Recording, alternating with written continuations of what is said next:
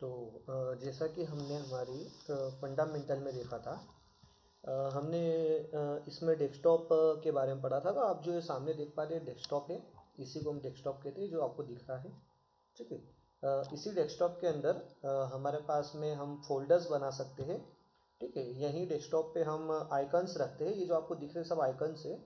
तो इसमें आप देख पा रहे हैं धिस पीसी, ये भी एक आइकन है जो शॉर्टकट आइकन है हमारे माय कंप्यूटर का। ठीक है। ये विंडोज़ 10 है हालांकि। तो कुछ चीज़ें जो मैंने आपको बताई थी उसका थोड़ा सा नाम चेंज हो जाता है। जैसे मैंने आपको यहाँ पर यहाँ दिखा था मैंने माय कंप्यूटर, तो ये एक्चुअली माय कंप्यूटर, बाकी उसका नाम उन्होंने चेंज करके धिस पीसी रख दिया है।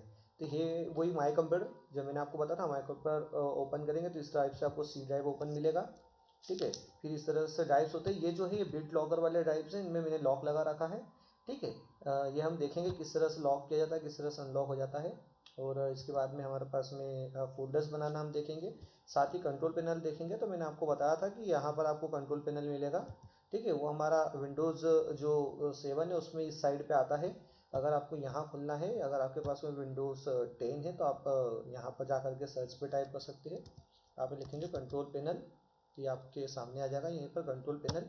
ठीक है, कंट्रोल पैनल मैंने आपको खोलना दिखा दिया है किस तरह से खोलते हैं। तो कंट्रोल पैनल जब ओपन होता है तो कुछ इस तरह से ओपन होता है। मैं आपको दिखाता हूँ, इस तरह से ये दिखता है। ये लगभग सभी जगह पर सेम ही दिखता है, ज़्यादा कोई इसमें अंतर नहीं आता है। तो कंट्रोल पैनल में हमारे पास में कुछ टूल्स होते हैं जो हमारे लिए ज़्यादा महत्वपूर्ण है जानने के लिए। कुछ चीज़ें हैं जो ज़्यादा महत्वपूर्ण नहीं है तो हम उनको छोड़ सकते हैं, बाकी कुछ चीज़ें जो है वो ज़्यादा महत्वपूर्ण हमारे पास में है जो हम इसमें जानेंगे। तो जैसे कि मैंने आपको बताया था कंट्रोल पैनल में हमारे पास में मेनली फ़ॉन्ट का फोल्डर होता है। तो जब भी हमारे पास कोई फ़ॉन्ट होती है और उसको हमको हमारे कंप्यूटर में लाना होता है, तब हम क्या करते हैं कि यहाँ पर ला करके इसमें कॉपी पेस्ट करते हैं, इंस्टॉल करते हैं। ठीक है, तो यहाँ पर हमने कॉपी पेस्ट किया और इसी तरह से यहाँ पे इंस्टॉलेशन भी हो सकती है। आप चाहो तो यहाँ से इंस्टॉल भी कर सकते हैं। इसके अलावा हमारे पास में कंट्रोल पैनल में हमारे पास में फ़ॉन्ट के अलावा एक और ऑप्शन होता है। जैसा आप देख पा रहे हैं यहाँ पर। ठीक है, कीबोर्ड है। कीबोर्ड के माध्यम से हम कीबोर्ड की सारी सेटिंग्स कर सकते हैं। कीबोर्ड में टाइप सेटिंग, हमारे कर्सर की सेटिंग, इस तरह की चीज़ें हम इसमें यहाँ पर कर सकते हैं। ठीक है, तो जैसे आप कीबोर्ड पे एक बार लेफ्ट क्लिक करेंगे तो आपके सामने कीबोर्ड का ऑप्शन ओपन होगा। ठीक है, कभी कभी ओपन नहीं होता तो आप राइट क्लिक करके ओपन भी कर सकते हैं, जिस तरह से भी मैंने किया है।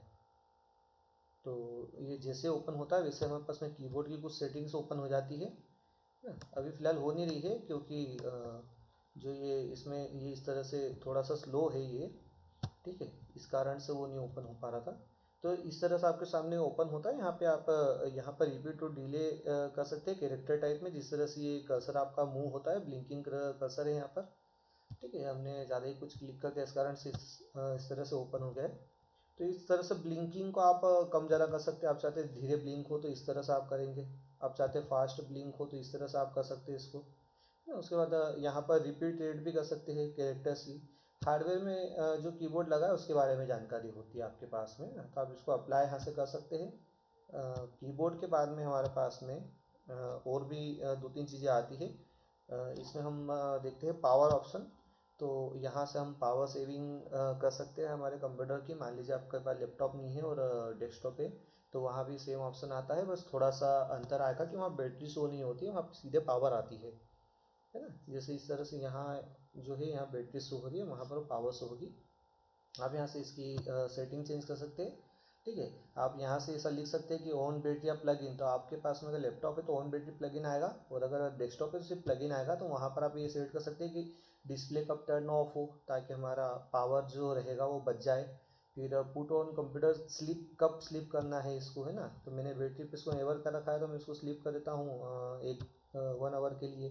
ठीक है, तो इससे हमारी बैटरी क्या हो जाएगी, बच जाएगी। और डिस्प्ले बंद करने का मैंने इसमें लिख दिया 15 मिनट। अगर मैं इसको माउस कर्सर को या कीबोर्ड को या कंप्यूटर को यूज़ नहीं करूँगा तो ऑटोमेटिक इसका ये बन जाएगा डिस्प्ले, और पावर लगी होगी तो भी 1 घंटे बाद अपने आप हमारा जो सिस्टम रहेगा बंद हो जाएगा।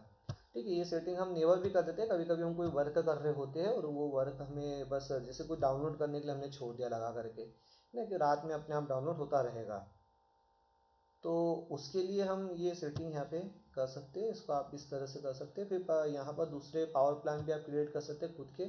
ठीक है, बैलेंस्ड पावर सेवर मोड और ब्राइटनेस कंट्रोल कर सकते हैं यहीं से आप। ठीक है, यहाँ से ब्राइटनेस कंट्रोल भी हो जाती है इसकी।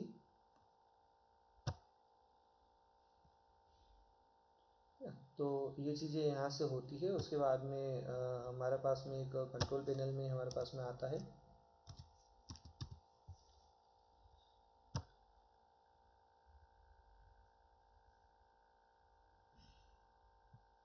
तो पावर ऑप्शन के बाद में सिक्योरिटी मैनेजमेंट यहाँ पे मेंटेनेंस आता है, जिसमें आपको अलग अलग नोटिफिकेशंस आते हैं। जैसे यहाँ आया है वायरस का, मैंने इसे क्लिक किया, वहाँ पर आ गया virus and threat protection, update virus protection. ये जो कंप्यूटर में इनबिल्ट एंटीवायरस डला है या डिफेंडर है, माइक्रोसॉफ्ट डिफेंडर, ये उसने जानकारी दे दी कि आप यहाँ से कर सकते हैं, है ना। और कुछ मेंटेनेंस मतलब कुछ अपडेट आता है तो आप यहाँ से सिस्टम में एडिशनल इंस्टॉल भी कर सकते हैं। और सिक्योरिटी से रिलेटेड हमने वही बात की है, हमारे पास में विंडोज़ सिक्योरिटी है, फायरवॉल्स होती है, सब चीज़ें इसी में हमारे पास में अवेलेबल हो जाती है। तो ये विंडोज़ सिक्योरिटी के बारे में है। हम यहाँ से विंडो की सिक्योरिटी चेक कर सकते हैं, फायरवॉल चेक कर सकते हैं। ठीक है, फायरवॉल एंड नेटवर्क प्रोटेक्शन आ गया, मतलब फायरवॉल और नेटवर्क प्रोटेक्शन मेरी फायरवॉल सब ऑन है। अब हालांकि कुछ सेटिंग्स होती है जो मैं आपको नहीं दिखाऊंगा यहाँ पर, हो सकता है उसके कारण इस सिस्टम पे अगर मैंने आईपी एड्रेस और ये चीज़ दिखाई तो हो सकता है इस सिस्टम पे हमारा वायरस या फिर कोई मेलिशियस अटैक हो सकता है। हालांकि मैं तो इंटरनेट से इसको डिस्कनेक्ट रखता हूँ। बहुत कम ऐसा समय आता है कि मैं इसको इंटरनेट पे जोड़ता हूँ, वो भी पूरा सिस्टम सेटिंग के बाद, क्योंकि मैं नहीं चाहता हूँ कि कोई भी डेटा मेरा यहाँ से बाहर जाए या कोई यहाँ से चुरा करके ले जाए। सिस्टम होता है हमारे पास में एक, सिस्टम में जब आप जाते हैं तो कंप्यूटर सिस्टम के अंतर्गत लगे हुए हार्डवेयर और मेमोरी की जानकारी देता है, कितने है इसमें, डेस्कटॉप कौन सा है, यहाँ पर ये बता रहा है। प्रोसेसर है हमारे पास में इंटेल का कोर i3, और वो उसके बारे में जानकारी है। यहाँ पर इंस्टॉल रैम है, 12 GB रैम है, 32 और 64 GB अगर है तो वो 64 GB यहाँ पे ऑपरेटिंग सिस्टम डाला है। बस इतना बहुत है आपको जानने के लिए, है ना। तो ये चीज़ें है हमारे पास में। हालांकि इतना कोई ज़्यादा खास डाटा नहीं है इसमें जो चोरी हो जाए तो कोई दिक्कत है। बाकी कोशिश करते हैं कि हम कम से कम चीज़ें दिखाएं। उसके बाद में हमारे पास में यहाँ पर क्रेडिशनल मैनेजर होता है। ठीक है, इसके बारे में मैंने आपको बताया था। मेनली जो हमारे पास में होता है जिसका ज़्यादा यूज़ होता है, प्रोग्राम एंड फीचर्स होता है। ठीक है, तो प्रोग्राम एंड फीचर पे जाकर के आप यहाँ से जो अनइंस्टॉल करना चाहते हैं, जैसे मान लीजिए काइट है, इसको मेरे को अनइंस्टॉल करना है तो मैं इसे राइट क्लिक करूँगा और अनइंस्टॉल या चेंज पे दबा दूंगा बटन। ठीक है, तो इससे ये क्या होगा, मुझसे परमिशन मांगेगा कि आप इसको अनइंस्टॉल कर रहे हैं। अभी फ़िलहाल तो मैं नहीं कर रहा हूँ ना। ये जीवन प्रमाण की है ये एप्लीकेशन या एक्सेल है, इस तरह की चीज़ों को हम यहाँ से अनइंस्टॉल भी कर सकते हैं। और ये भी देख सकते हैं कि हमारे कंप्यूटर में कौन कौन सी ऐप्स है या एप्लीकेशन सॉफ्टवेयर है जो यहाँ पर हमारे पास में जुड़े हुए हैं। तो ये हमारा प्रोग्राम एंड फीचर्स के बारे में। साउंड के अंतर्गत हम यहाँ से कंप्यूटर के साउंड की सेटिंग कर सकते हैं, किस तरह से हमारे पास में साउंड्स अवेलेबल है ना। कहाँ कितने मान लीजिए एग्जांपल के लिए मैंने कोई होम थिएटर कनेक्ट किया है मेरे सिस्टम से, तो वो जानकारी दे देगा कि यहाँ पे होम सिस्टम, जो सिस्टम से होम थिएटर है वो कनेक्टेड है या हेडफोन कनेक्टेड है, उन सब की जानकारी आपको यहाँ पर साउंड में मिल जाएगी। उसके अलावा आप पर्टिकुलर एक एक जो आपके होम थिएटर में वो होते हैं स्पीकर्स, उनका भी आप चेक कर सकते हैं, उनको हटा सकते हैं, उन्हें ऐड कर सकते हैं। तो अभी हमारे स्पीकर्स की जानकारी यहाँ दी जा रही है कि इतने स्पीकर्स लगे अभी फ़िलहाल में बंद है। रिकॉर्डिंग की दी जा रही है, इसमें माइक्रोफोन का यूज़ किया जा रहा है, उसके बारे में बताया कि रियल टेक का माइक्रोफोन है। साउंड के अंतर्गत सब चीज़ें दी गई है, कौन कौन से विंडोज़ डिफ़ॉल्ट साउंड ही देता है हालांकि ये। और कम्युनिकेशन डिवाइस के लिए बता रखा है कि रिड्यूस वॉल्यूम 80% या म्यूट ऑल अदर साउंड्स, जो आसपास की, अगर मैं किसी से ऑनलाइन कॉन्फ्रेंस पर बात कर रहा हूँ तो इस तरह से 80% साउंड को रिड्यूस कर देगा। या डू नथिंग पे भी हम कर सकते हैं सेट इसको। ये साउंड के अंतर्गत इतनी चीज़ें आती है।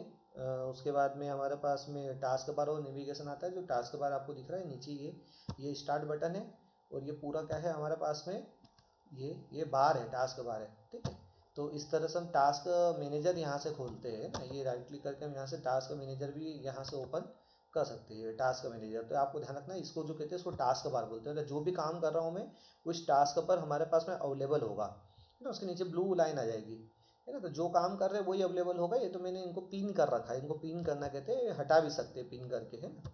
तो ये चीज़ें है, तो टास्क और नेविगेटर में सब आ जाएगी कि यहाँ पर क्या क्या चीज़ शो करना चाहता हूँ मैं, है ना। मेरी इच्छा है कि नहीं इंटरनेट वाला ऑप्शन यहाँ से हटा दो तो हट जाएगा, है ना। और दूसरी चीज़ें भी होती है यहाँ से टास्क मैनेजर में। मैं चाहता हूँ कि ये टास्क मैनेजर की जो लोकेशन हो बॉटम की जगह ना होते हुए राइट में हो, तो ये राइट में चले गया। मैं चाहता हूँ राइट में ना होते हुए अप की हो सबसे ऊपर टॉप पे हो, तो टाइप पे चले जाएगा, ऊपर आ जाएगा यहाँ। इस तरह से इनकी भी सेटिंग कर सकते हैं, मैंने बॉटम ही कर रखा है। फिर लेबल से यहाँ पर जो हाइट है ये कुछ लेबल्स होते हैं हाइड कर रखे हैं मैंने। तो मैं चाहूँ तो इसको पूरा टास्क बार भी दिखा सकता हूँ, तो ये इस तरह से पूरी यहाँ तक आ गया अभी ये। तो मैं इसको हाइड ही करके रखता हूँ, है ना। ये लेबल्स होते हैं, इनको हाइड करके रखा है मैंने यहाँ पर। तो ये टास्क बार में इतनी चीज़ें होती है। अब जो टास्क बार का आप पढ़ेंगे तो आपको पता चलेगा कि टास्क बार पे इतनी चीज़ें होती है, और उनको हम शो भी कर सकते हैं। टास्क बार के ऊपर जो भी चीज़ें दिख रही है उनको शो या हाइड करने के काम आता है। ठीक है, तो ये हमारा ये है। फिर वर्क फोल्डर्स है हमारे पास में।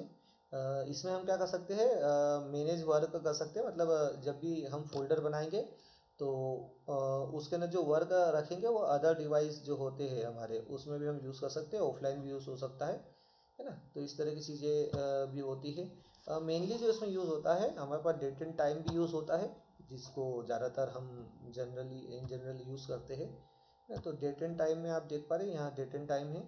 ठीक है, जैसे मैं यहाँ क्लिक करता हूँ तो एक अलग से यहाँ पर विंडो खुलती है ना, पॉपअप होगी, और वो बताएगी कि आपका डेट एंड टाइम जो है वो किस तरह से। तो ये आप देख पा रहे हैं यहाँ पर मैंने फॉर्मेट दे रखा है DD MM YY है ना, मतलब डेट डेट, मंथ मंथ, और ईयर। और यहाँ पर टाइम का फॉर्मेट है मेरा 24 घंटे का। 22:04 हो रही है अभी फ़िलहाल में। मतलब देखा जाए तो ये 10:04 बता रहा है ना। तो ये फॉर्मेट में चाहता हूँ कि नहीं, मुझे जो टाइम फॉर्मेट है वो 22 ना बताते हुए मैं चाहता हूँ यहाँ से कि ये मुझे जो मैंने टाइम सेट करा है वो मुझे 10 बजे का दिखा है। अभी फ़िलहाल वहाँ 22 बजे दिखा रहा है ना। तो हम इस तरह से हम इसको चेंज भी कर सकते हैं, यहाँ से शो क्लॉक क्लॉक करके हम क्लॉक सेटिंग भी कर सकते हैं, है ना। और फॉर्मेट भी चेंज कर सकते हैं इनका। ठीक है, तो ये हमारा जो अपडेट है ये जो है ना times.windows.com, ये एक्चुअल में ये अपडेट मैंने करा। तो ये जब नेट से ऑटोमेटिक सिंक्रोनाइज होगा, जब इंटरनेट से कनेक्ट होगा ना, तो वो ऑटोमेटिक टाइम को सेट कर देगा। अगर कुछ गलती भी चल रही होगी ना तो टाइम ऑटोमेटिक सेट कर लेगा, है ना। ये चीज़ें होती है इंटरनेट एंड टाइम पे, मतलब ऑनलाइन टाइम हम देख सकते हैं, जो ऑनलाइन चल रहा है वो टाइम को हम अपने कंप्यूटर से सिंक्रोनाइज कर सकते हैं। हम चाहते हैं शो कर सकते हैं क्लॉक को, तो क्लॉक हमको शो होगी। इसमें एक है, यहाँ आप देख सकते हैं ये हमारा टाइम चल रहा है। हमको टाइम अगर चेंज करना हो तो यहाँ क्लिक करेंगे हम। ठीक है, तो ये डेट आ गई, यहाँ से डेट चेंज कर सकते हैं। यहाँ से हम टाइम यहाँ क्लिक करके इस पर आप 11 भी कर सकते हैं, है ना। कैलेंडर की सेटिंग जो बता रहा है वो DDMM YY वाली जो सेटिंग है वो यहाँ से चेंज हो सकती है ना। यहाँ से शॉर्ट डेट वाला ऑप्शन ले सकता हूँ मैं, है ना। और इस तरह से जो टाइम का मैंने लिया है वो मैंने यहाँ पर आप देख पा रहे हैं इस तरह से लिया है मैंने। तो इसको इस तरह से, या सेकंड वाला समय भी ले सकते हैं, तो अब यहाँ पर सेकंड भी शो होंगे हमें, है ना। देखिए ये 10:06 वाला हो गया, और ये टाइम का पूरा फॉर्मेट हमारा क्या हो गया, चेंज हो गया। 24 घंटे से हमने क्या कर दिया, उसको डिवाइड कर दिया 12-12 घंटे में। तो इस तरह की चीज़ें भी हम यहाँ से कर सकते हैं। इसको रीजन सेंटर बोलते हैं, रीजन ये है, रीजन हम चेक कर सकते हैं, रीजन हमारा जो रीजन आ रहा वो।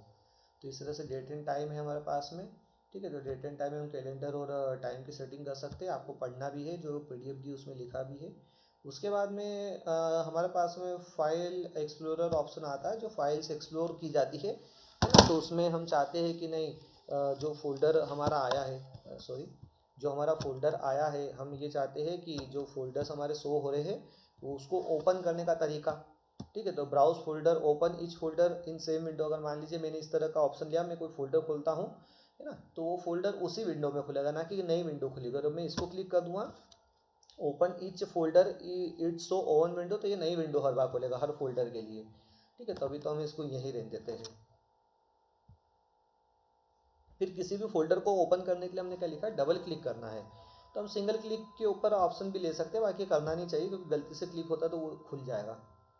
ठीक है, दो चीज़ें हमारे लिए मेन है। व्यू में हम हिडन फोल्डर्स देख सकते हैं यहाँ पर। ये व्यू की सेटिंग होती है, फोल्डर किस तरह से दिखेगा, क्या होगा, सब सेटिंग। इनमें जो मेन सेटिंग वो यहाँ है, don't show hidden files and folders for drive, और show hidden file folder in drive. अगर मैं इसको क्लिक करता हूँ, इसको अप्लाई करता हूँ, तो जो हिडन फाइल्स फोल्डर है, जो विंडोज़ हमें नहीं दिखाना चाहती है, हमने जो हाइड किए हुए हैं, ये भी बताऊँगा मैं किस तरह से हाइड होते हैं बनाते वक्त। तो उन्हें हम शो कर सकते हैं, देख सकते हैं। हाइड करके किया हुआ है तो उसको देखेंगे। तो इसके बाद में हमारे पास में माउस आता है। जैसे कि आप में से किसी एक स्टूडेंट ने मुझसे पूछा भी था, किस तरह माउस का कर्सर चेंज हो गया है और माउस हमारा वो नहीं हो रही है सेटिंग सेट। तो आपको यहीं कंट्रोल पैनल में आना है, और आप विंडोज 7 में है तो मैंने आपको बता दिया माय कंप्यूटर के ऑप्शन से भी आप आ सकते हैं, और वहाँ नहीं है तो भी कोई दिक्कत नहीं, आपको सर्च में जा करके आप सर्च करेंगे तो भी आपको मिल जाएगा। ठीक है, यहाँ पर आप जाएंगे, यहाँ पर माउस क्लिक करेंगे। एक्चुअली मैं रिकॉर्डिंग भी कर रहा हूँ यहाँ से, है ना, इस कारण से थोड़ा सिस्टम स्लो चल रहा है, तो आप उसको थोड़ा सा अवॉइड करें। यहाँ से ऐसे माउस की हम सेटिंग कर सकते हैं कि हमारा माउस स्लो रहेगा। अब ये देखिए माउस थोड़ा स्लो है, और ये मैंने इसको जब फास्ट किया तो यहाँ से मैं इसे अप्लाई करता हूँ, है ना, तो ये माउस मेरा फास्ट रन करेगा यहाँ से ना। इस तरह की चीज़ें भी होती है यहाँ पर। तो वो यहाँ पर एक सबसे पहले प्राइमरी बटन, बहुत से पॉपअप खुल गए हैं, मैं इनको बंद कर देता हूँ पहले, वरना क्या होगा कि हो जाएगा। ठीक है, तो ये स्विच प्राइमरी बटन अभी मैंने फिलहाल में देखिए लेफ्ट में ब्लू दिख रहा है, जैसे मैं इस पर क्लिक करता हूँ तो ये राइट में हो जाएगा। अब जो मेरा बटन रहेगा वो लेफ्ट काम नहीं करेगा, वो लेफ्ट वाला राइट होगा, राइट वाला लेफ्ट। कभी कभी ऐसा होता है ना कि कोई है और उसको लेफ्ट बटन दबाने में लेफ्ट उंगली इंडेक्स फिंगर से ही आदत है ना, उल्टा हाथ चलाने की आदत है, तो अपने हिसाब से इसको चेंज भी कर सकता है, ज़रूरी नहीं है कि इसी से चलाए, वो लेफ्ट राइट अपने हिसाब से चेंज कर सकता है। ठीक है, अगर वो लेफ्टी या राइटी है तो लेफ्टी है। इसके लिए मैं बता रहा हूँ, सॉरी, ये फोल्डर के लिए है। जैसे कि मैंने कहा था ना आपको कि आप फोल्डर में ओपन करने की स्पीड रहती है, आप कितनी जल्दी बटन दबाते हो, कितनी फास्ट दबाते हो, कितनी स्लो दबाते हो, ये यहाँ से होता है ना। ये आपको विंडोज 7 में भी मिल जाएगा, है ना, उसमें लिखा रहेगा डबल क्लिक स्पीड, डबल बार क्लिक करने पर फोल्डर कितनी जल्दी क्लिक करने पर ओपन होगा, कितनी स्लो क्लिक करने पर होगा, उसके बारे में दिखाता है ना। उसके अलावा ये इनेबल करने के लिए टर्न ऑन क्लिक लॉक, जिसका मेरे ख्याल से अभी कोई ज़्यादा उपयोग है नहीं। ठीक है, उसके बाद में ये जनरली लैपटॉप में यूज़ हम करते नहीं हैं। ये आपका पॉइंटर जो होता है, यहाँ से आप विंडोज सेट डिफ़ॉल्ट कर देंगे सिस्टम स्कीम, तो ये ठीक रहेगा, इस तरह से दिखेगा। अगर आप इसको चेंज करते हैं तो आप यहाँ से इस तरह से चेंज भी कर सकते हैं। जैसे मान लीजिए मैंने ये लिखा यहाँ पर प्रिसीजन सिलेक्ट, और मैंने अप्लाई कर दिया, तो अब ये इस तरह से प्रिसीजन जब उसका यूज़ किया जाएगा, है ना, माउस का, तो वो उस वक्त पे ये प्रिसीजन की तरह दिखेगा, है ना। तो इस तरह से भी आप कर सकते हैं, इस तरह का भी बना सकते हैं आप यहाँ से। ठीक है, और इसको ओके करेंगे, और जब विंडोज़ हमारी रीस्टार्ट होगी, जब सिस्टम आप रीस्टार्ट करेंगे, तब ये ऑटोमेटिक माउस का जो पॉइंटर है वो भी क्या हो जाएगा, हमारा चेंज हो जाएगा, है ना। तो इस तरह की चीज़ें होती हैं यहाँ से। इसकी सेटिंग अगर चेंज हो जाती है तो आप इसको डिफ़ॉल्ट सेटिंग सेट करें तो ऑटोमेटिक सेट हो जाएगी उसकी, अगर कोई गलती हुई होगी तो। बाकी उसके लिए आपको विंडोज़ जो है पूरा यहाँ से रीस्टार्ट करना पड़ेगा, और अभी फ़िलहाल हम स्टडी कर रहे हैं इसलिए हम रीस्टार्ट नहीं करेंगे।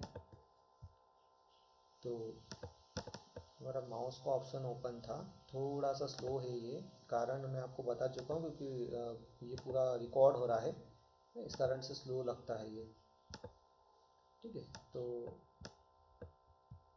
ये इस तरह से पॉइंटर है हमारे। आप यहाँ से चाहे तो मैग्नीफाइड कर सकते हैं, ठीक है, सेव कर सकते हैं, मैग्नीफाइड को आप अलाउ कर सकते हैं, तो इस तरह से मैग्नीफाइड हो जाएगा, है ना। आप चाहते हैं कि नहीं हमें चेंज करना है सिस्टम डिफ़ॉल्ट विंडोज़ स्कीम, तो इस तरह से आप सेव एस कीजिए इसको ना, अपना बना करके, तो इसको अप्लाई कीजिए, तो इस तरह से चेंज हो जाएगा, है ना। और आप इसको और पॉइंटर चेंज करना चाहते हैं, लिंक पॉइंटर ओपन है। इसके अलावा आप पॉइंटर की स्पीड को भी सेट कर सकते हैं यहाँ से। ये देखिए इस तरह से कि पॉइंटर की स्पीड क्या रहेगी, वही स्पीड है कि पॉइंटर कितनी हल्का सा आपका मूव करने पर पॉइंटर किस तरह से कितनी तेज जाएगा, है ना। आप यहाँ पे इनहेंस पॉइंटर पॉइंटर का प्रिसीजन भी कर सकते हैं, मतलब पॉइंटर जो रहेगा वो एक्यूरेटली वहीं जाएगा जहाँ पहुँचा रहे हैं, है ना, यूँ नहीं कि इधर उधर चले जाएगा। जैसे कभी कभी होता है ना, हम फास्ट में मैं इसे लेकर के आता हूँ तो मुझे 2-3 बार लाना पड़ा यहाँ लाने के लिए, तो ये प्रिसीजन होता है। इसकी सेटिंग हम स्लो कर देंगे तो जल्दी से आएगा, ये सेटिंग अगर फास्ट कर देंगे तो इसको हमको समय लगेगा। तो इस तरह की चीज़ होती है, इस तरह से डिस्प्ले पॉइंटर ट्रेल से, इस तरह से देखिए ट्रेल दिखेगी पूरी, एक रेल टाइप की बन गई, एक के पीछे ये चीज़ें होती है ना। Automatically move pointer default button in the drug box, जैसे मैंने ये करा और ये मैं पूछा तो ऑटोमेटिक इस ड्रग बॉक्स पे ये ऑटोमेटिक पूछ जाएगा, है ना। और आगे के लिए ये हो जाएगा, ड्रग बॉक्स होता है, हम देखेंगे उसको आगे भी। विजिबिलिटी है, ये शो लोकेशन है, पॉइंटर की लोकेशन शो करता है। ठीक है, इसको मैं अगर अप्लाई करता हूँ, 1 मिनट, इसको अप्लाई करता हूँ तो पॉइंटर की जो लोकेशन होगी वो हमें शो होगी। इसको हटा देते हैं हम, है ना।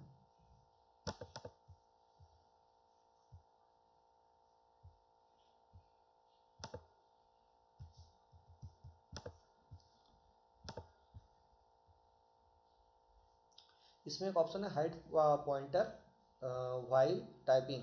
मतलब आप टाइप कर रहे हो उस वक्त क्या होगा कि जो पॉइंटर है वो हमारा क्या हो जाएगा, यहाँ पर हाइड हो जाएगा। तो यहाँ पर show location of pointer when press I press control, जिसमें कंट्रोल दबाऊंगा तो इस तरह से ये यहाँ पर इस तरह से इसकी पॉइंटर की लोकेशन भी शो करेगा कंट्रोल दबाते वक्त। तो अभी हम फिलहाल तो इसको यहीं पर वापस से जो जैसा है वैसे सेट कर देते हैं। ठीक है, इसको चेंज नहीं करते हैं। मैं उसके बाद में हमारे पास में आपने देखा था एक हमारे पास में अपडेट एंड रिकवरी का ऑप्शन था। ठीक है, तो रिकवरी का मतलब ये होता है कि मान लीजिए आपने कोई एक स्टार्ट पॉइंट बना रखा हो तो वहाँ से आप इसको रिकवर कर सकते हैं अगर आपने कोई विंडो में गलती कर दी है। ठीक है, डिस्क मैनेजर आपने क्रिएट किया और वहाँ गलती हो तो ये है। तो इसका यूज़ हालांकि करना नहीं, बाकी आपको तो ध्यान रखना है कि create recovery drive to troubleshoot problem when PC can't start. तो जैसे हमने क्रिएट यहाँ से करते हैं ड्राइव, ठीक है, इसको ओके करते हैं। तो जो हमारा सिस्टम है वो बैकअप फाइल्स जो रहेगी वो बनाएगा और उसको रख देगा, है ना। और जब हमारा सिस्टम में मान लीजिए कि कोई दिक्कत आती है, कोई फाइल डिलीट हो जाती है, कुछ हो जाता है, तो हम रिकवरी करते हैं। तो रिकवरी के वक्त ये क्या होगा, ये जो यहाँ पर अभी पॉइंट बनेगा आज की तारीख को, ये टाइम स्टैम्प लगेगा यहाँ से 21 तारीख 12वां महीना 2020 21 दिसंबर का एक टाइम स्टैम्प लग जाएगा 10:14 पे या 15 पे जब वो हुआ है। उसका एक टाइम स्टैम्प हमको मिलेगा कि वहाँ की हमने अपनी रिकवरी वाला से जो वो है हमारा सेगमेंट अपने ऑन किया है ना, तो वो उस वक्त हमारे को अवेलेबल हो जाएगा। तो रिकवरी से हम ये कर सकते हैं, सिस्टम में जो रिकवरी होती है ना, रिकवरी का मतलब यही है कि अगर आपके सिस्टम में कुछ फाइल डिलीट हो जाए तो उस वक्त भी आप इसको कर सकते हैं। ये नोटिफिकेशन एरिया है, ये बार बार दिखाते रहता है वायरस के कारण। ठीक है, उसके बाद में हमारे पास में स्पीक रिकॉग्नाइजेशन है। हमने पढ़ा है स्पीक रिकॉग्नाइजेशन मतलब मैं अपने कंप्यूटर को इस तरह से सेट कर सकता हूँ कि जो मैं बोलूँगा उस तरह से वो उसको ओपन करेगा। ठीक है, आप सभी ने चीज़ देखी होगी, हमारे गूगल असिस्टेंट से है ना, अलेक्सा है, ये सब चीज़ें क्या है, ये सब रिकॉग्नाइजेशन सिस्टम है ना। तो ये बता रहा है कि मुझे इस तरह से बोलिए, इसको सेट करने का तरीका बता रहा हूँ आपको, नेक्स्ट नेक्स्ट करना है और कुछ नहीं करना है। ठीक है, जैसे आपने नेक्स्ट नेक्स्ट किया स्टार्ट स्पीच रिकॉग्नाइजेशन पे क्लिक करके, तो ये बोलेगा कि आपको ये पढ़ के बताना है। ठीक है, तो जैसे हमने ये पढ़ के बताएंगे तो ये कंप्यूटर उसको रिकॉग्नाइज करेगा और फिर अगली बार जैसे हम बोलेंगे ओपन स्टार्ट मेन्यू, तो वो स्टार्ट मेन्यू ओपन कर देगा, है ना। जिसमें ओपन स्टार्ट तो ऑटोमेटिक स्टार्ट बटन दब जाएगा, इस तरह की चीज़ें होती है ना। तो ये हम कर सकते हैं सेट माइक्रोफोन, ऐसा माइक्रोफोन की सेटिंग हम सेट कर सकते हैं। अभी माइक्रोफोन जो मेरा हेडसेट जुड़ा हुआ है तो उसके बारे में बता रहा है। रिकवरी भी चल रही है, इसको हम हटा देते हैं क्योंकि हमको ज़रूरत नहीं है रिकवरी की फ़िलहाल में। कभी विंडो उड़ेगी तो हम फॉर्मेट मार देंगे उसको, ये पूरा विंडो वापस से डाल देंगे। ठीक है, कभी प्रॉब्लम आती है क्योंकि डेटा हमने यहाँ रखा नहीं, डेटा हम सी में कभी नहीं रखते। तो आपको एक बात ध्यान रखना है, यहाँ पे मैं आपको माई कंप्यूटर दिखाता हूँ, ये जो माई कंप्यूटर है, ठीक है, आप देख पा रहे होंगे माई कंप्यूटर, ये जो है हमारा सी ड्राइव। ठीक है, माई कंप्यूटर का जो सी ड्राइव है धीस पीसी का, इसमें कभी भी आपको डेटा नहीं रखना है। आपको डेटा कहाँ रखना है, DEFGHIJK सब में आप रख सकते हैं। ठीक है, बाकी आपको डेटा यहाँ और यहाँ नहीं रखना है, वो ना ही आपको इन फोल्डर में रखना है, जो ऊपर दिख रहा है ना, इन फोल्डर में भी डेटा नहीं रखना है, और ना ही आपको इस डेस्कटॉप पे डेटा रखना है ना। अगर आप डेस्कटॉप पे डेटा डेटा रखेंगे तो वो क्या होगा, जब फॉर्मेट होगी, विंडो उड़ गई कभी, तो वो डिलीट हो जाएगा। तो आपको ध्यान रखना है हमेशा डेटा कहाँ रखेंगे आप, DEFGHIJK जो भी आपके वहाँ पर हो, बस सी को छोड़ दीजिएगा आप, है ना। कोई सी भी विंडो उसमें सी को छोड़ना है हमें, है ना। सी में हमारी विंडो डली हुई होती है, तो जब फॉर्मेट होता है तो सी होता है। ट्रबल शूटिंग है, अगर कोई समस्या आ रही हो हमारे सिस्टम में किसी भी प्रकार की, तो यहाँ से हम प्रोग्राम के अंतर्गत, हार्डवेयर के अंतर्गत, नेटवर्क और सिस्टम सिक्योरिटी के अंतर्गत हम ट्रबल शूट कर सकते हैं। ट्रबल शूट मतलब कोई भी दिक्कत आ रही होगा ऑटोमेटिकली सही कर देगा। अगर इसके पास में उसका सोल्यूशन होगा, नहीं होगा तो ये फिर क्या करेगा कि ऑनलाइन सोल्यूशन ढूंढेगा, और वहाँ से भी नहीं हो रहा है तो फिर ये आपको बता देगा कि आप सिस्टम एडमिन से बात कीजिए। ये फ़िलहाल तो पॉसिबल नहीं है इस तरह की चीज़ें। और इसके बाद में हम एक और चीज़ देखते हैं कि बैकअप एंड रिस्टोर्स है हमारे पास में। यहाँ पर हम बैकअप्स ले सकते हैं। जिस तरह से मैंने आपको बताया कि जो हमारा कंप्यूटर सिस्टम होता है उसमें हम एक सिस्टम इमेज क्रिएट कर सकते हैं जिससे एक बैकअप बन जाएगा। मतलब आज तक जो जो मैंने इसमें विंडोज़ में रखा है ना, जो जो अभी फ़िलहाल में है अवेलेबल है, पूरी विंडो की एक फ़ाइल एक बन जाएगी और वो इमेज आ जाएगी। फिर कल को अगर मेरा सिस्टम में कोई दिक्कत आती है तो वहाँ से अगर मान लीजिए फॉर्मेट हो जाता है, हार्ड डिस्क क्रैश हो जाती है, तो ये बैकअप को मैं वहाँ से उठा लूँगा, है ना। तो इसकी फ़ाइल जब उठाएंगे तो जीबी में रहेगी। तो उसके लिए हमको क्या करना पड़ेगा कि एक हार्ड डिस्क अलग से रखना पड़ेगी, या फिर हम चाहे तो इस इमेज को हम 8 GB 10 GB की पेन ड्राइव में तो रखना मुश्किल होता है। कम से कम हमारे पास में 32 GB पेन ड्राइव हो तो हम पेन ड्राइव में भी रख सकते हैं ना, कम से कम 32 GB होना चाहिए, है ना। क्रिएट रिपेयर डिस्क, अगर डिस्क कोई ख़राब हो गई तो रिपेयर कर सकते हैं, इस तरह की चीज़ें होती है। आप बैकअप दूसरे भी बना सकते हैं। तो करना कुछ नहीं, आपको सेटअप बैकअप करना है, ठीक है। तो यहाँ से सेटिंग चालू हो जाएगी इस तरह से। बाकी अभी फिलहाल हमको बैकअप सेटअप नहीं करना है, बैकअप नहीं लेना है, जब होगा तब देखेंगे। इसमें हमारे पास में बैकअप के बाद में एक और चीज़ आती है हमारे पास में। इसमें आप देखेंगे नेटवर्क एंड शेयरिंग सेंटर, ये बढ़िया सेंटर है। यहाँ से हम क्या कर सकते हैं, नेटवर्क जितने भी हमारे नया कनेक्शन या नया नेटवर्क जोड़ना हो तो वह यहाँ से जोड़ पाएंगे, ठीक है। उसके बाद में अगर कोई नेटवर्क में प्रॉब्लम आ रही है, अगर नेटवर्क ढंग से जुड़ नहीं पा रहा, तो ये जो मैं राइट क्लिक करके यहाँ ट्रबल शूट प्रॉब्लम कर रहा हूँ ना नेटवर्क के ऊपर, वही सेम यही है ना, दोनों एक ही चीज़ है। यहाँ शॉर्ट फॉर्म है, यहाँ पर उसका मेन है पार्ट, है ना, ये शॉर्ट फॉर्म है यहाँ का। तो ये दोनों सेम है, ठीक है। तो ये दोनों यहाँ से डायग्नोस कर सकते हैं, रिपेयर कर सकते हैं। नेटवर्क में कोई प्रॉब्लम हो, अगर जुड़ने में दिक्कत आ रही हो नेटवर्क से, या इंटरनेट कनेक्टिविटी नहीं हो पा रही हो, या कोई इंटरनेट कनेक्टेड होगा या एक्टिव नेटवर्क होगा तो यहाँ से होगा, ठीक है। तो ये चीज़ें हम यहाँ पर करके देख सकते हैं। उसके बाद में नेटवर्क पैनल में हमने देखा कि हम नेटवर्क में शेयरिंग और सब कुछ कर सकते हैं। रीजन हमारे पास में मैं आपको दिखा चुका हूँ, रीजन वाला ऑप्शन जो हमने टाइम्स वाले में देखा था, उसमें हमने अलग अलग रीजन सेट कर सकते हैं। और time and date and time and calendar में उसकी सेटिंग होती है। यूज़र अकाउंट हमारा मेन है इसमें। यूज़र अकाउंट के द्वारा हम क्या कर सकते हैं, एक नया अकाउंट बना सकते हैं। यहाँ से आप क्रिएट अकाउंट कर सकते हैं, ठीक है। तो आप चाहते हैं कि आपका ये जो डेस्कटॉप है इसको कोई ना छेड़े और ये ऐसा सेम रहे, और आप चाहते हैं कि दूसरा किसी व्यक्ति को हम दूसरा डेस्कटॉप दिखाए, या उसके हिसाब से वो डेस्कटॉप को सेट करे, तो वो वहाँ से हो सकता है। ये वही रीज़न वाला मैंने आपको बता ही दिया है, तो रीज़न वाले को बताने की ज़रूरत नहीं है, ठीक है। तो वो हम कर सकते हैं। यहाँ से मैनेज अकाउंट कर सकते हैं, अगर अकाउंट बने तो वो कर सकते हैं। अभी फिलहाल तो मैं एडमिनिस्ट्रेटर हूँ यहाँ पर, तो ये वही दिखा रहा है। फिर चेंज यूज़र अकाउंट सेटिंग यहाँ से हो सकती है। हम चाहते हैं कि हमारा जो अकाउंट बना है उसमें हम पासवर्ड डाल दें, ताकि कोई लॉगिन करे तो वहाँ पासवर्ड आए, तो वो हम यहाँ से कर सकते हैं यूज़र से, ठीक है। तो यूज़र अकाउंट्स में बहुत सारे ऑप्शन है, आप यहाँ से ओपन करें, यहाँ से आप यूज़र बनाए, उसमें पासवर्ड डालिए, सब कुछ करें, यहाँ से सब हो जाएगा, ठीक है। इसके बाद में हमारे पास में बिट लॉकर आता है, ड्राइव इंक्रिप्शन। हम इसके द्वारा क्या कर सकते हैं, कोई भी ड्राइव हमारे पास में तो हम उसको इंक्रिप्ट कर सकते हैं, ठीक है। तो अभी सी हमारा यहाँ पर यहाँ जो बिट लॉकर है, बिट लॉकर मतलब ये जो की रहेगी बिट्स में रहेगी, और वो बिट्स वाली की को क्रैक करना बहुत मुश्किल होता है, ठीक है। जो 256 512 बिट्स की जो आती है की रहती है, तो वो होता नहीं है। तो हम देखते हैं एच ड्राइव हमारा क्या है, यहाँ पर बिट लॉकर ऑफ है, तो हमने इस पर क्लिक किया, यहाँ आ गया टर्न ऑन बिट लॉकर, हमने टर्न ऑन किया, ठीक है। ये सेटिंग चलेगी, और एज का आ जाएगा यूज़ पासवर्ड, है ना। या आप तो यूज़ पासवर्ड करें, या आप एक पेन ड्राइव लगा लें। तो मेरे ख्याल से पेन ड्राइव और पिन की जरूरत नहीं, हम तो यहाँ पर यूज़ पासवर्ड करेंगे। यहाँ पासवर्ड हम डाल सकते हैं कुछ भी, ठीक है। वो पासवर्ड हम डाल के इसमें नेक्स्ट करेंगे, तो ये जो रहेगा इसमें आगे जा कर के इसमें बिट लॉक लग जाएगा, जैसे हमने देखा था। और जैसे बिट लॉक लगेगा, अभी फ़िलहाल तो मैं नहीं लगा रहा हूँ, है ना, आपको दिखाता हूँ मैं। बिट लॉक लगेगा तो किस तरह से दिखेगा, वो इस तरह से दिखेगा, इस तरह से लॉक दिखेगा ना भाई, चाबी लगेगी तभी ओपन होगा। तो अब इसको ओपन करने के लिए हमें क्या चाहिए, यहाँ पर इसके लिए हमें की चाहिए। की के बिना हम ओपन नहीं कर सकते। दो ऑप्शन देते हैं, या तो की ले लीजिए, आप पेन ड्राइव में आपके पास में पहले से कोई की पड़ी हो इसी की, तो आप उसको रिकवर कर सकते हैं, वरना की आपको डालना पड़ेगी,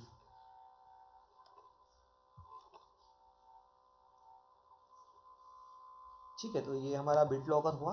उसके बाद में आप देख पा रहे हैं यहाँ पर हमारे पास में और भी ऑप्शन है, ठीक है, जिनमें से हमारा जो मेन ऑप्शन है हम वो देखेंगे, जो हमारे काम का है या हमारे को दिया गया है।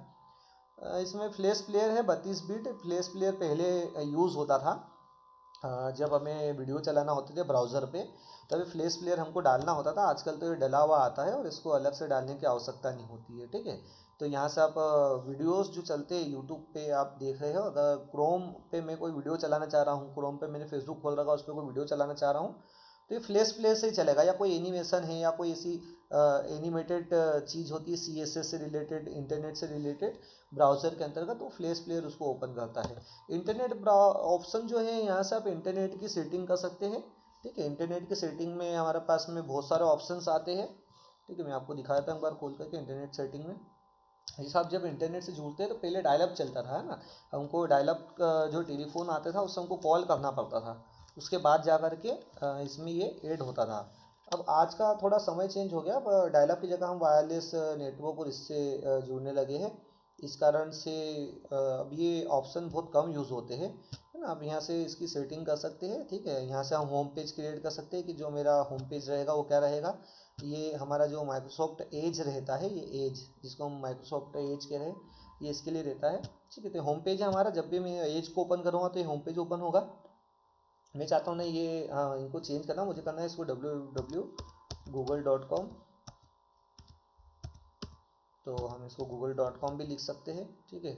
और इसका हमने ऐड कर दिया, ठीक है। यहाँ से हम इसको अप्लाई कर देंगे तो ये ऐड हो जाएगा, ठीक है। बाकी आपको ये बता दूं कि यहाँ से ब्राउजिंग हिस्ट्री डिलीट की जा सकती है, जो भी कुकीज़ होती है। कुकीज़ हमें रखना नहीं चाहिए, क्योंकि जो कुकीज़ होती है ना ब्राउज़र में, बहुत बार सेशन क्रिएट होते हैं हमारे। मान लीजिए मैंने क्या किया कि जीमेल ओपन करा और जीमेल का सेशन ओपन रह गया, तो सेशन बंद नहीं करते हम, है ना। तो कोई भी व्यक्ति कुकीज़ को चुरा करके, ब्राउज़र की कुकीज़ जो होती है उसको चुरा करके क्या कर सकता है, वो यहाँ से आपके जो सेशन होता है उसको हाईजैक कर सकता है। सेशन हाईजैकिंग आपने कभी सुनी हो, नहीं भी सुनी हो तो आप सुन ले, कि जो सेशन हाईजैकिंग होती है जब अटैक होते हैं, जैसे आपने बहुत बार सुना होगा यूट्यूब चैनल्स होते हैं, उनके अकाउंट्स हैक हो जाते हैं, तो वो उनका जीमेल अकाउंट हैक होता है। वो जीमेल हैक होने का कारण क्या होता है कि वो कुछ वायरसेस होते हैं वो इनके अंतर्गत आ जाते हैं, की लॉगर्स और ये, और वो उनके ब्राउज़र की जो हिस्ट्री और कुकीज़ होती हैं वो चुरा लेते हैं, सेव पासवर्ड से चुरा लिए मान लीजिए। तो हमको इसको ये सेटिंग को ऑन करके रखना है हमें, delete browsing setting on exit, ठीक है।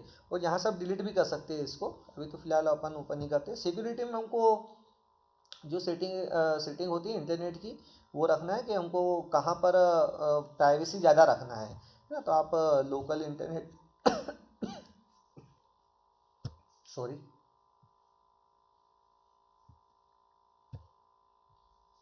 तो आप यहाँ से सॉरी,